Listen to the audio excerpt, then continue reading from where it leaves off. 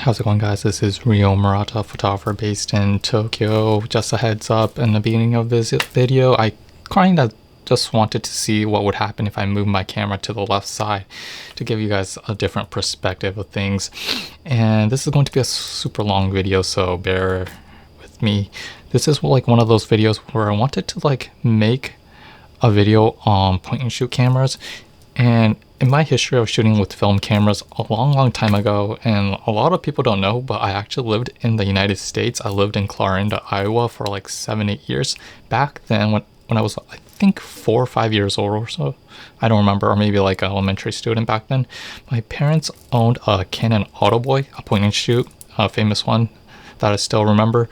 And it's like one of those moments where I wish I had that opportunity to shoot with a point and shoot camera, because it's like, you guys know, it's like fully automatic. You don't have to think about the exposure, and you can be carefree. You can shoot whatever you want, and the camera basically does it for you, and blah blah blah, those kinds of things. And there's like a lot of things that I liked with shooting with the point and shoot cameras. And what's interesting as of now is that because of this state, I think it was yesterday, like the Japanese government said, we are going into the state of emergency part 4 or round 4.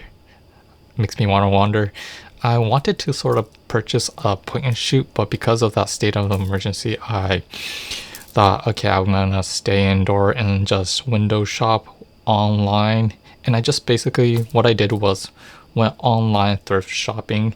And this is another interesting thing. In Japan, if you're thinking of purchasing a camera or used camera, there's actually 2 main big sites that you can purchase from, but this is only applies to Japanese people living in Japan at the moment. It could be for people living in Japan. And those 2 sites are Yahoo Auction, which aka means Yahoo Auction. It's like auction site where you basically, it's like a Craigslist but has that auction kind of characteristics. And another one is Mercari, which is basically a site where you sell used stuff, any kind of stuff. It could be furniture, it could be like food, or it could be like electronics and stuff like that.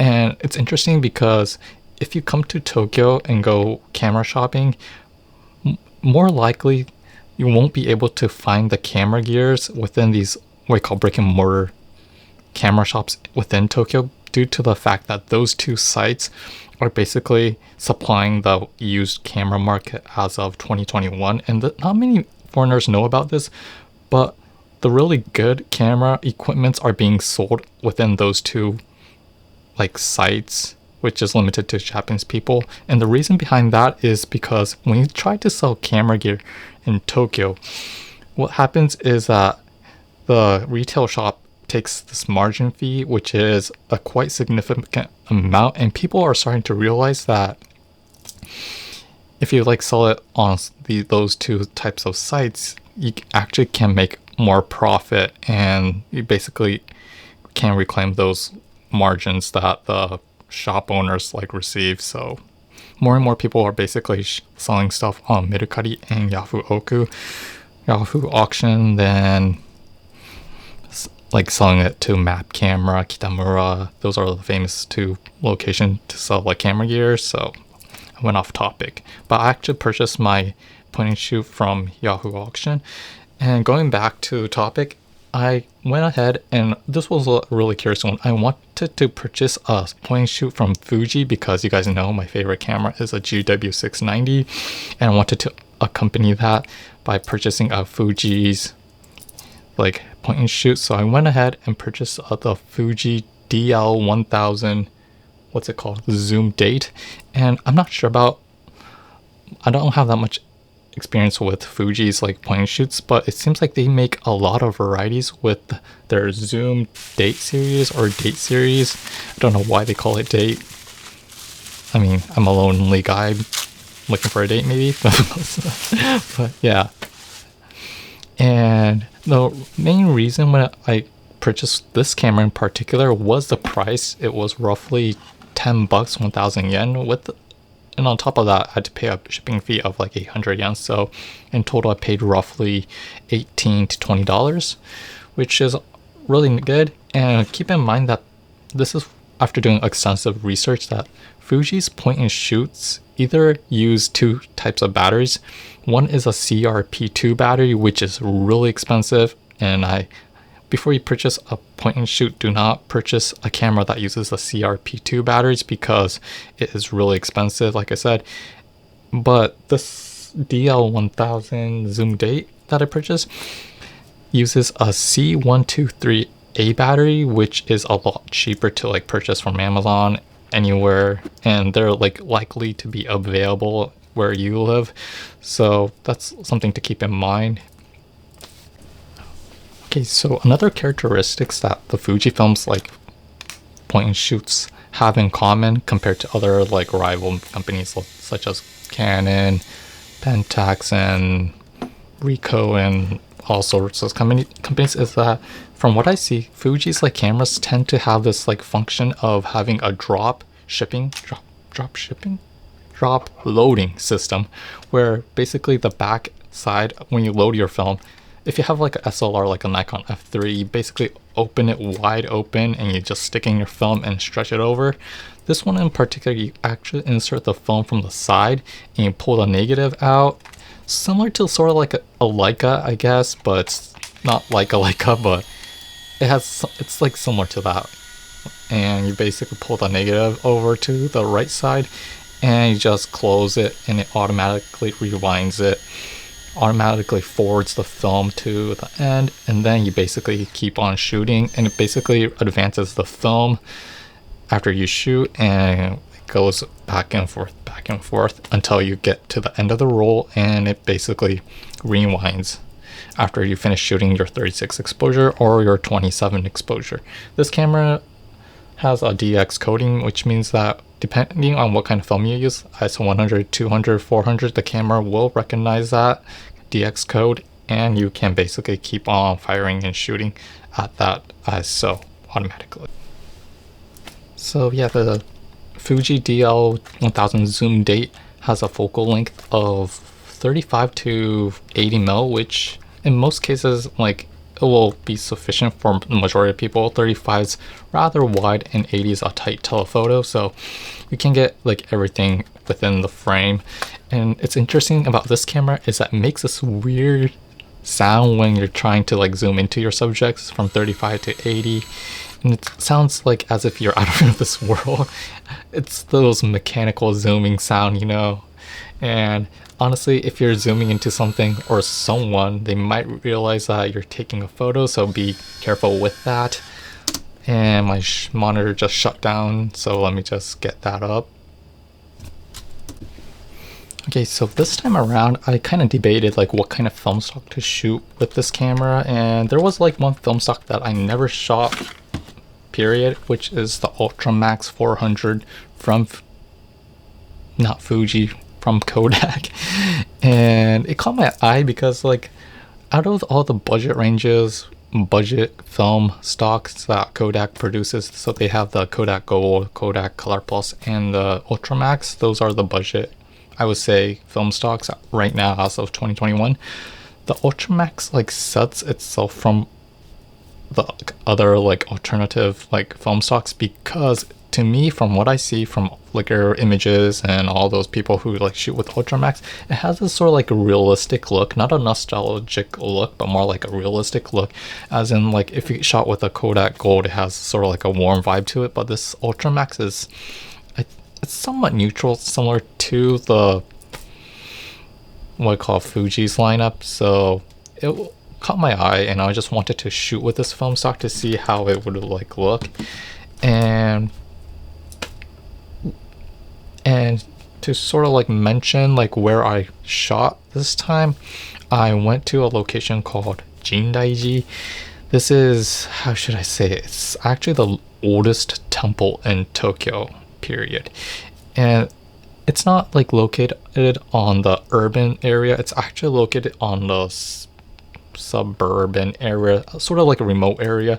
And in order to get to this location in particular, you have to take the KO line that I basically love to use. It's basically my main like train line. It stretches from Shinjuku all the way to Takao Mountain, and it's actually Chofu sits in between those two stations. Not in between. It's like the third stop or second stop after Shinjuku. If you ride the express, semi-express, and from there on, you have to sort of like take a bus to get there. It takes roughly 10-15 minute bus ride to get to Jindaiji.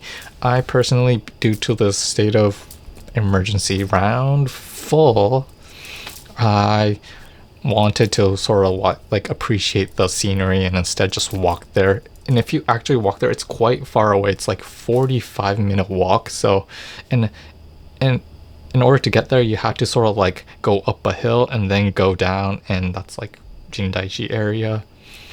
It's pretty far away to walk to that location, so I would highly advise taking a bus from Chofu station. Jindaiji is like, there's like one thing that sticks out to me, and I've actually visited there a couple of times, and what kind of keeps me sort of like confused is the water quality. And when I say water quality, there's sort of like a small river like going around that temple, and it's like really clean. Or it's not like clean as if you can drink it, but it looks like pure, as if there's like some kind of god like living around that area. It's like Final Fantasy or something like that. I don't know, but it's like this holy water river that looks like super clean, and it just, man, you can gaze at it for like the whole day and it just looks amazing in my eyes. That's like one of the things that, if you're like interested into nature, I mean, it's like holy water probably. But due to that factor of having clean water within that area, Jindaiji is famous for its noodles, soba, Japanese traditional cuisine.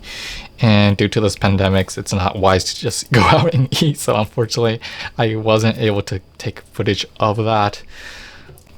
Okay, so I keep getting off topic, but another thing to note is that right now, or in this video, I shot with a ZV-1 from Sony, and this is actually my first time shooting with a compact digital camera. And I realized after shooting my footage is actually, because you guys might not know that the ZV-1 stabilization isn't as good as a DJI Osmos action camera, which means that my footage looks really shaky, and don't be disappointed. I'm still trying to learn my way in shooting like video, and at the same time I have to shoot like photos for you guys.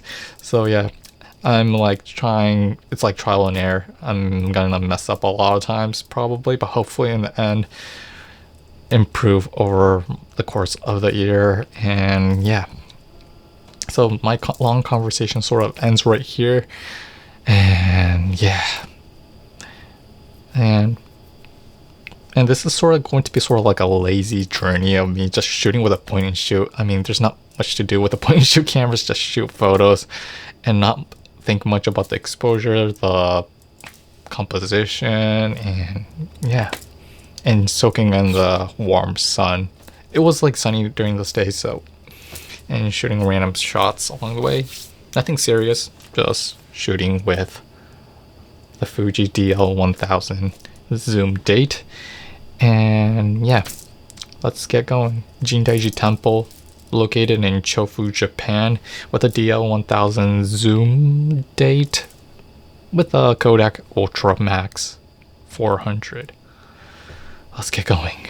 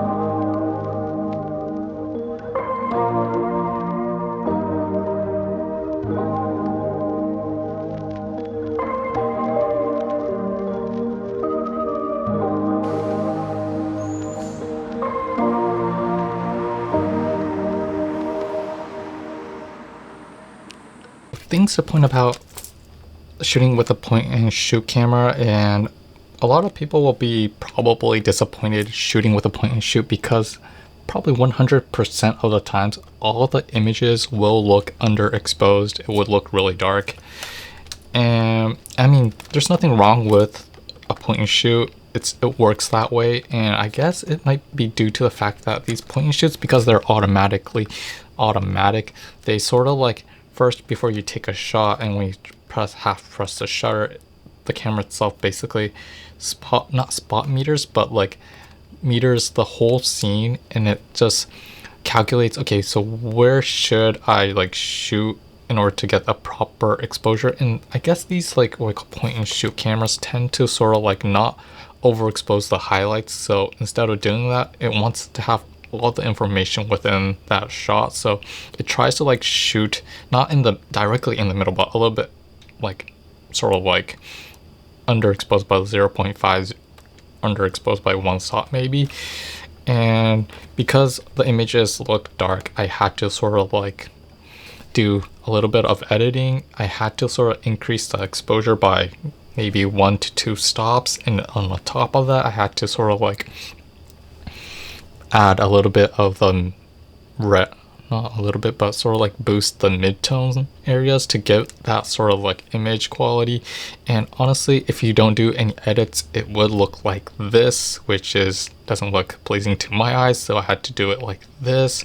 So that's something I realized shooting with this just once. And another thing I realized about point and shoots is I'm not sure if the other types of Fujis like point and shoots work this way, but if you're shooting a super dark environment like this shot, which I tried to shoot the water in a lake or a pond or something like that, like when I pressed the shutter, the flash fired, and I thought like, wait, what just happened? And I guess this camera itself recognizes this sort of dark environment, dark like scene, and it realizes that I need to like use the flash to compensate, and it does that automatically. So before I shoot, every time when I see a dark like subject, I basically had to like check the flash settings, whether or not if the flash would trigger or not. And this sort of like lightning mode basically is the flash icon, and when there's a circle around the flash with a slash on top, it basically means that the flash won't fire. So I had to do that, and that's like one of the things that kind of bothered me when shooting with this camera. For the film stock, the Kodak Ultramax 400, the film experience compared to the Fujicolor 100, which I really like, and the Superior 400, the greens does look washed out, and the red and orange looks a little bit stronger than I anticipated.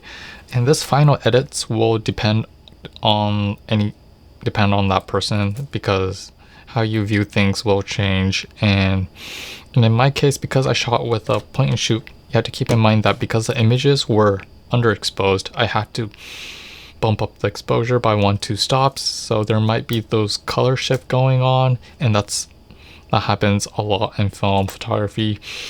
And in my opinion, the Ultramax 400, I guess it's hard to give that final verdict, but depending on how you shoot, this might suit your needs. In my case, I would love to stick with the Fujicolor 100. That's my honest opinion. But this is like I said, an ISO 400 film. So in this scenario where Jindaiji is like famous for its like sort of nature, there's a lot of shadows. So that's actually where this film stock of ISO 400 shines. You can basically like shoot rather in the dark environment and still get a proper exposure. There were actually a couple of shots that I actually loved, especially the pond water shots. They look really magical in my eyes, and it was actually a great experience like shooting this area. I would love to go back and eat some Japanese style soba after this pandemic ends, but I don't know when this pandemic is gonna end, so I'm not sure when I will go out and eat.